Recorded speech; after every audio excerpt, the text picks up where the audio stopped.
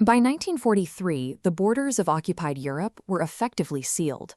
The Gestapo controlled the checkpoints, the railways, and the roads, turning the interior of the continent into a locked vault.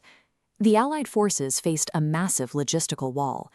They needed to supply the growing French resistance and rescue downed bomber crews trapped deep inside hostile territory. But they couldn't move a supply convoy through the front lines. They needed a way to move physical contraband, people, weapons, and coded intelligence in and out of the continent completely unseen. They had to build a pipeline that bypassed the fortified borders entirely. To run this network, British intelligence relied on a secretive group of civilian safehouse operators.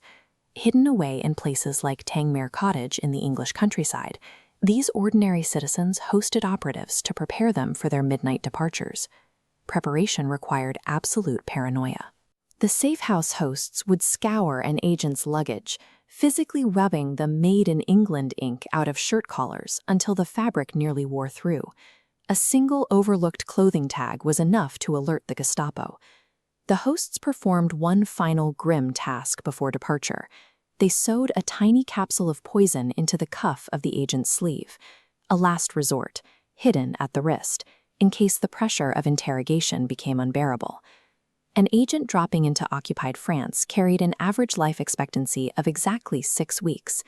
Every flight and every field pickup had to operate with total perfection just to keep the network functioning. But coordination presented a huge problem. Every telephone line and mail route in France was monitored. How do you tell a resistance cell hidden in a barn exactly when a plane is arriving without the enemy overhearing? The solution lay in the BBC's French radio service, which civilians across the continent were already secretly tuning into every night. After the evening news, the announcer would read a list of personal messages, strange, nonsensical phrases. A resistance cell waiting in a dark field would listen for their specific prearranged code, like, "Caroline has bought a new blue dress." That specific phrase meant their flight was scheduled for that exact night. The Allies used public airway-in military instructions. The physical transport fell to the RAF's Special Duties Squadron, flying out of Sussex. Their vehicle was the Westland Lysander, a slow, single-engine, unarmed aircraft. Because France was blacked out, pilots had to navigate visually by tracking rivers and rail lines. This restricted missions to a tight window, the week before and the week after a full moon, when the landscape was visible from the air. Down on the ground, the reception committees secured a flat field. As the engine approached, agents switched on 3 flashlights in an L shape.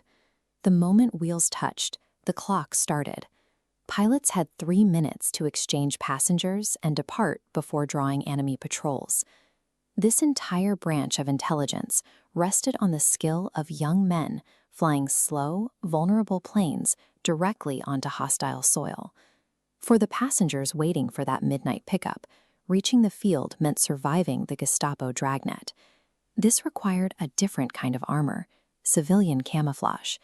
When RAF Sergeant Fred Gardner bailed out of his burning bomber over Belgium, he was trapped by night curfews. To slip past the German soldiers stationed on every corner, he was outfitted in a flowing priest's cassock, disguising himself in plain sight. Others built their camouflage from their own lives. Diana Rowden was an 18-year-old soprano.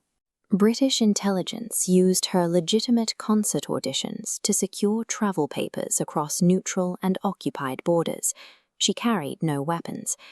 As she traveled between European capitals, the actual Allied troop movements and sabotage plans she couriered were secretly encoded directly into her stacks of audition sheet music. These ordinary individuals acted as the physical data packets of the war effort, hiding world-altering secrets behind the most mundane facades. When you look past the individual flights and narrow escapes, the cumulative scale of the operation becomes clear. These nightly, moonlit insertions kept the resistance alive. The pipeline provided the physical means of revolt, the Sten guns, the explosives, and the tactical orders that allowed the French resistance to systematically sabotage German troop movements and rail networks.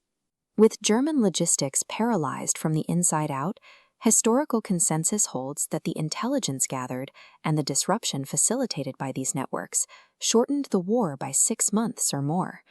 The Allied victory relied on this hidden architecture, the cabinet makers, the teenage singers, and the pilots who landed in the mud of occupied France to ensure the intelligence never stopped moving.